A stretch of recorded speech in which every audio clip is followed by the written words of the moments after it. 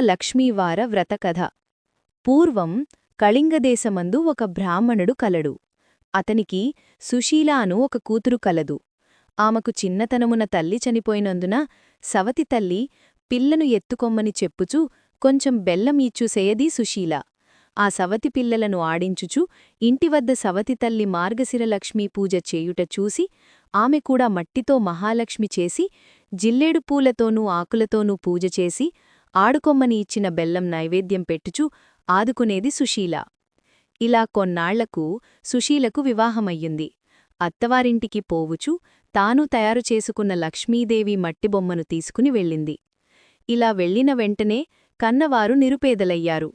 ఈమె ఇంట మహదైశ్వర్యం అనుభవిస్తున్నారు. పుట్టింటివారు కటిక దరిద్రములు అయిన సంగతి తెలుసుకుని సుశీల చాలా బాధపడుతుంది.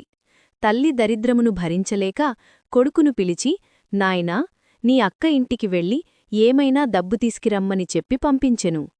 సుశీల ఇంటికి తమ్ముడు వెళ్ళి వారి దరిద్రం గురించి చెప్పాడు. దరిద్రమును తెలుసుకున్న ఒక కర్రను దొలిపించి దాని నిండా వరహాలు పోసి అతనికి ఇచ్చింది. ఆ చిన్నవాడు కర్రను పట్టుకుని వెళుతుండగా దారిలో కర్ర వదిలి వెళ్ళిపోయాడు.